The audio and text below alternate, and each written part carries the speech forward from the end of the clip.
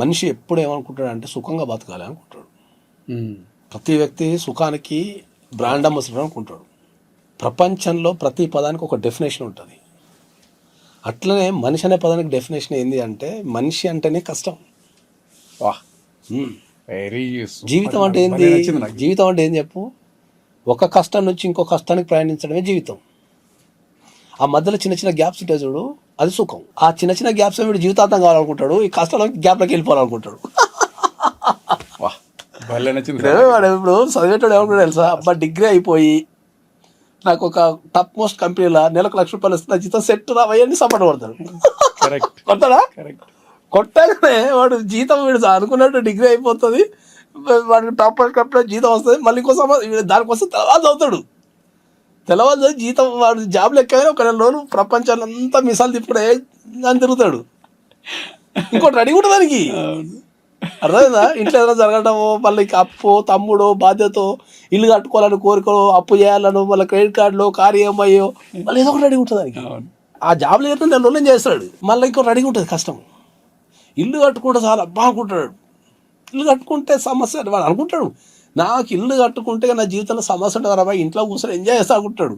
అట్లా అనుకున్న ప్రతి ఒక్కడు ఎంతమంది ఎంజాయ్ చేసి ఉంటారు చెప్పు? ఇల్లు కట్టుకుంటేనే జీవితం అయిపోతుంది అనుకుంటే ప్రతి ఒక్కడు ఇల్లే కట్టుకుంటాడు. కరెక్ట్. పెళ్లి చేసుకుంటే సార్ జీతం సెట్ అవుతుంది అంటాడు, అక్కడి నుంచి స్టార్ట్ అవుతుంది జీతం అని అసలు. అర్థమైందా? అన్నీ వచ్చేసిన జీతంలో నాకు జాబ్ ఉంది, ఈ ఉంది, అన్నీ ఉన్నాయి, ఇక పెళ్లి చేసుకుంటే సార్ సెట్ అయిపోతుంది అనుకుంటాడు, అక్కడి నుంచి స్టార్ట్ అవుతుంది జీవితం. సో ఈ సూత్రం కనుక ఎవరికైనా అర్థమైతే కష్టాలను వాడు ఎంజాయ్ చేస్తాడు. ఏంది జీవితం అంటే? ఒక కష్టం నుంచి ఇంకో కష్టానికి ప్రయాణం చేయటమే అంట నేను. బ్యూటిఫుల్. అంతే ఇక దానికి life is not a rocket science.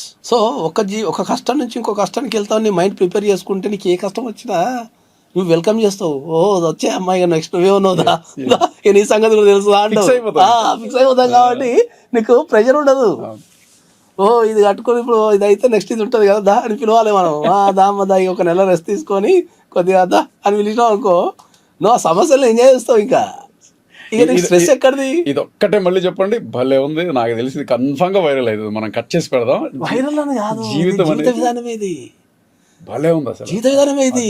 ఇది అర్థం కాక పిసుకుంటుంటారు లైఫ్ పిసుకుంటారు జనాన్ని. అంటే ఈ కష్టం నుంచి ఆ కష్టానికి జంప్ అయ్యేటప్పుడు మధ్యలో వచ్చే గ్యాప్ సుఖం అదిరిపోయింది. ఆ సుఖాన్ని నాడు ఏమనుకుంటాడు, జీవితంతో ఉండాలనుకుంటాడు. ఆ జీవితంతో నీకు బోర్ కొడుతుంది తెలుసా? అది నీకు అర్థం కాదు. నీకు జీవితాంతం ఉండేది ఏదైనా బోర్ కొడుతుంది. నువ్వు ఏ పని కూడా జీవితాంతం చేయలేవు, ఎక్కడో దగ్గర బోర్ ఫీల్ అవుతావు. ఇక మొనాటనిగా బతుకుతావు కానీ ఎంజాయ్ చేయలేవు పని నువ్వు.